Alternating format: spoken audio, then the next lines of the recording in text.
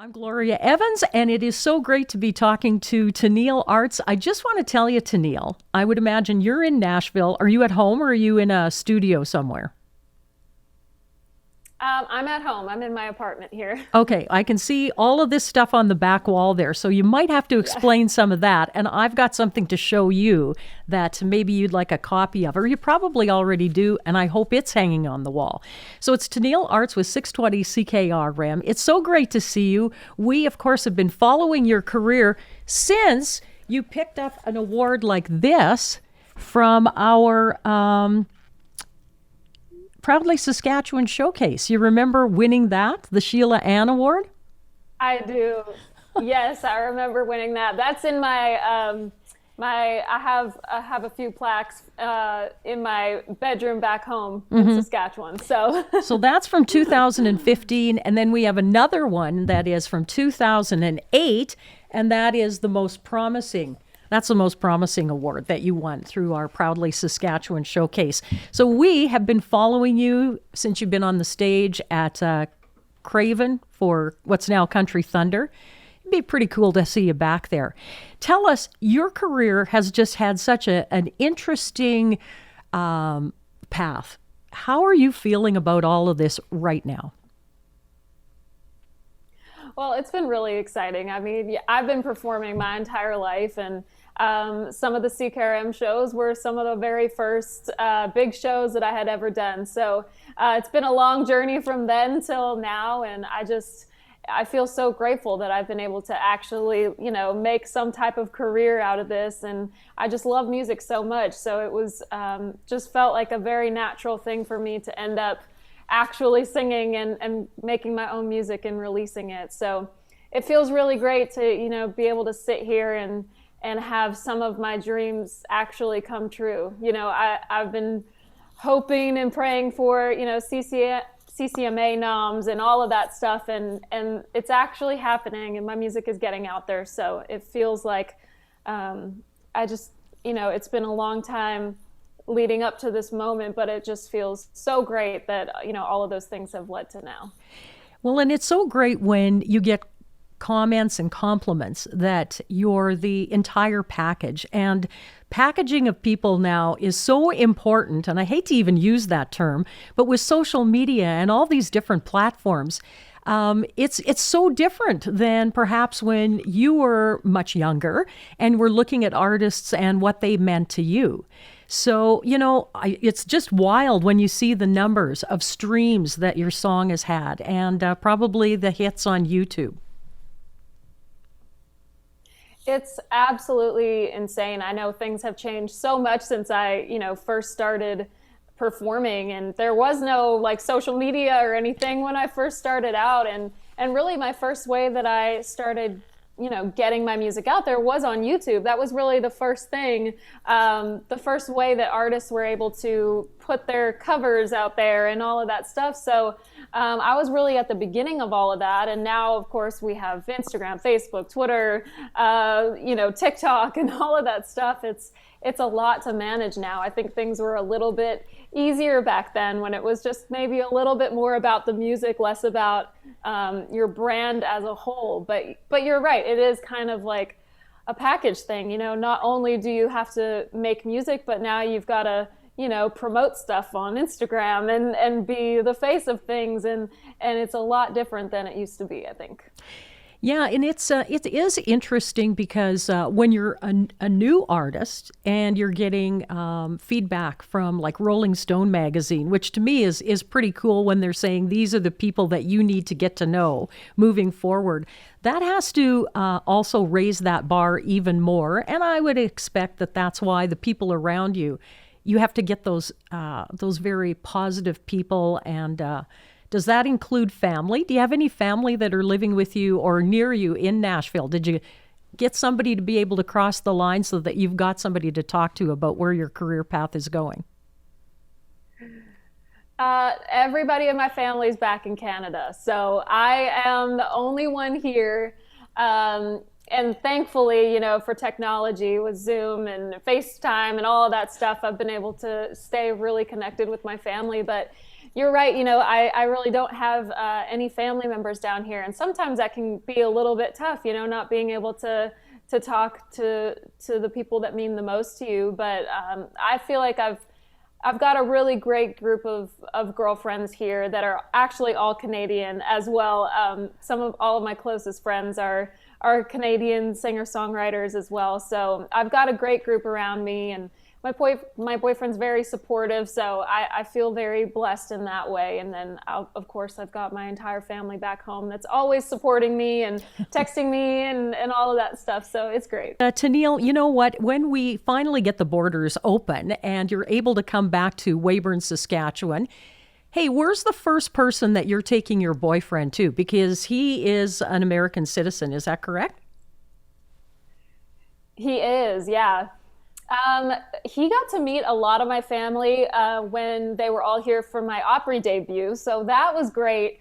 But he has not met my grandparents yet, so that's going to be the first thing. I just really want him to, I want to take him out to the farm. I want him to meet my grandma on the art side, and then I want to bring him to, my mom's side of the family and get to introduce him to everybody over there. So he's still got a lot of people to meet because I have a very nice big family with a lot of people that definitely want to meet him. So it'll be a fun trip when we can eventually do it.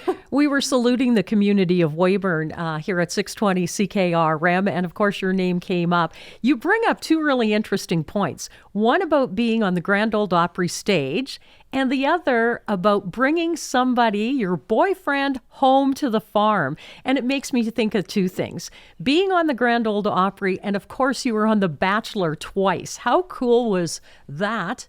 And the Opry stage, of course, that's a once in a lifetime, that first chance to be there, and then to be asked back. It's just incredible. I mean, the Opry is like, there's so much history there, and you just think about the artists that have walked there before you. You step into the circle and it's just so much history.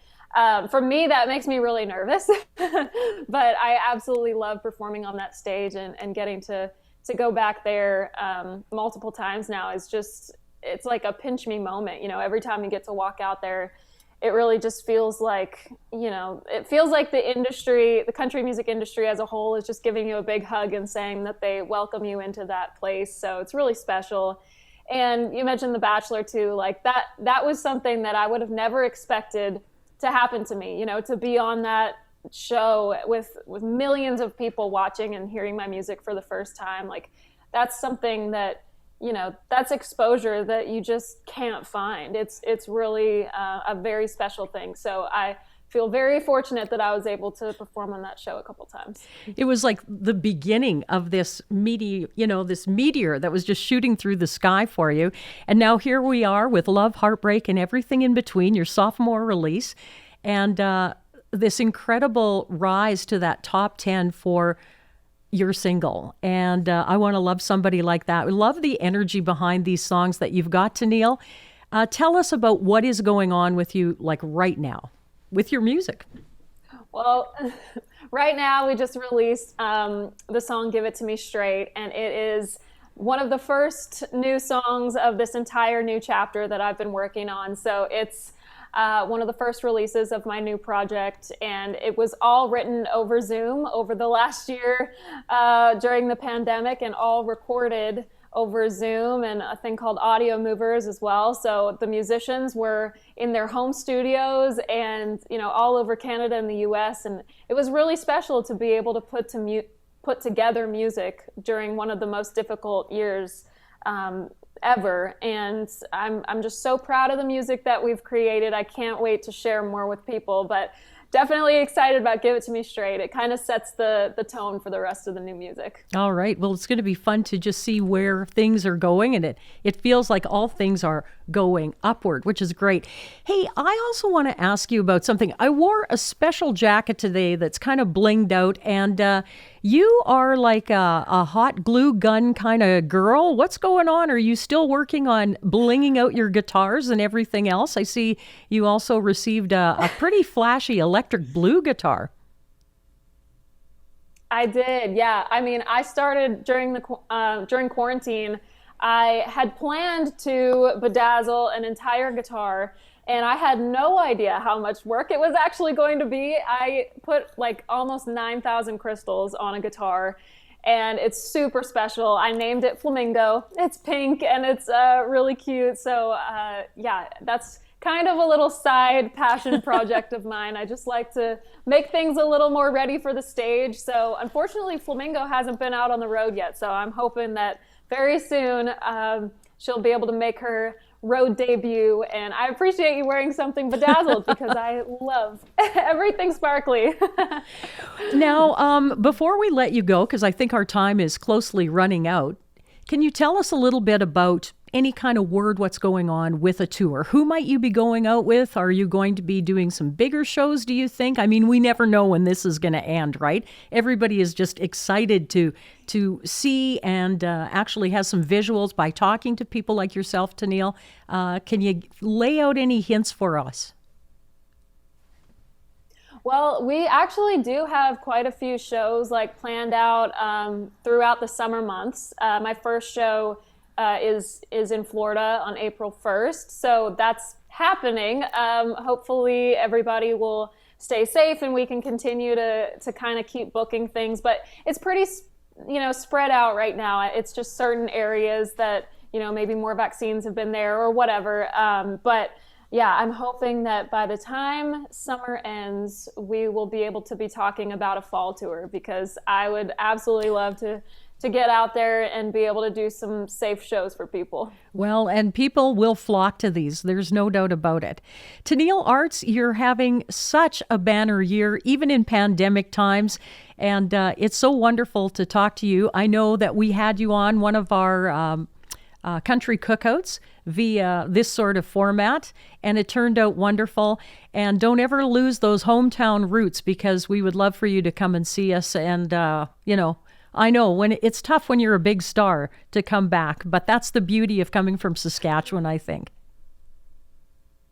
Oh, thank you so much. I mean, I will definitely gladly stop in and give you guys a hug when it's safe to do so, because I just appreciate your support so much and the support of everyone back home. I feel very lucky to have that home province support. All right. And of course, tuning into 620 CKRM.